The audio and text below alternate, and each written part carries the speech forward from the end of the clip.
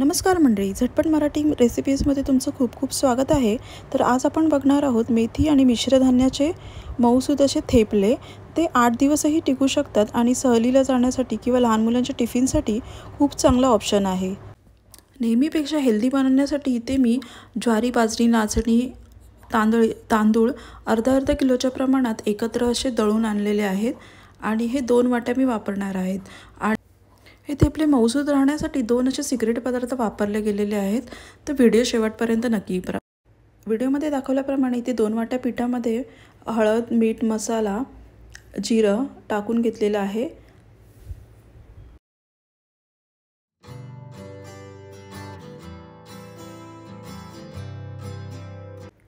तर सर्वप्रथम मेथी आधी 2 ते 3 वेळा स्वच्छ पाण्याने धुवून घ्यायची।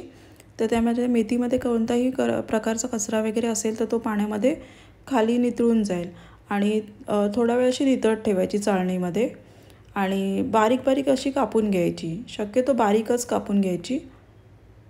त्या पद्धतीने अशी व्यवस्थित अशी बारीक बारीक कापून घ्यायची।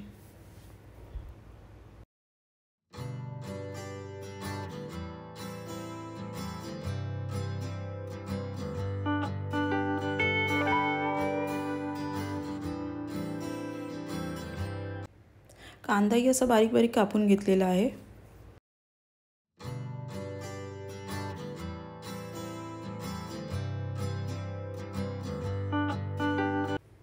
आणि कांदा आणि कापून घेतलेली मेथी त्या पिठामध्ये व्यवस्थित अशी मिक्स करून घ्यायची।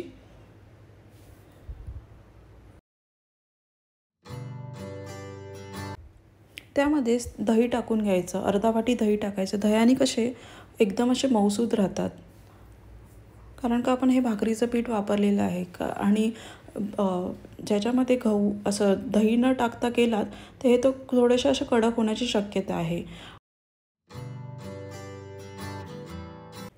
आणि दुसरा पदार्थ म्हणजे 1 चमचा तूप नक्की टाका।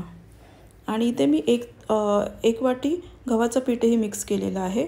त्यामुळे कसे गहू एकदम स्मूथ असे राहतात थेपले। आणि आलं लसूण मिरचीची पेस्टही 1 चमचा टाकलेली आहे आणि त्या मेथीच्या पाण्यामध्येच आधी हे मिक्स करून घ्यायचे, चुरून घ्यायचे। नंतर वरून पाण्याची गरज असेल तर पाणी थोडं थोडं टाकून मिक्स असा चपातीप्रमाणे असा गोळा बनवून घ्यायचा।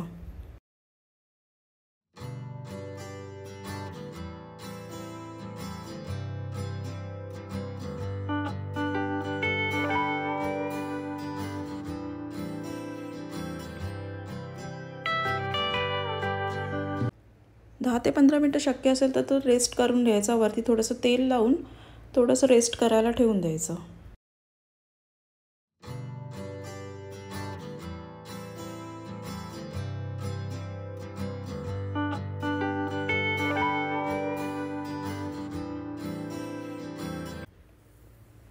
नंतर या पद्धतीने थोडेसे असे थेपले असे लाटून ठेवायचे एकत्र।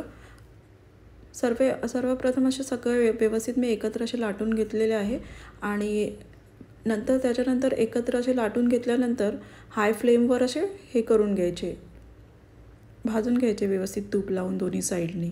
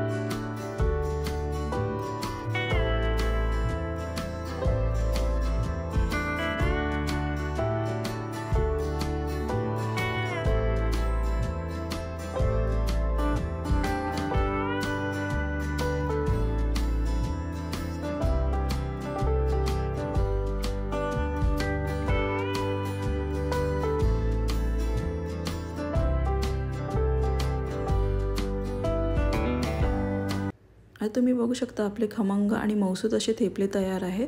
तर अशा पद्धतीने तुम्ही नक्की करून बघा आणि व्हिडिओ आवडला असेल तर नक्की लाईक करा, शेअर करा। चॅनलवर नवीन असाल तर सबस्क्राईब करायला मात्र विसरू नका। धन्यवाद।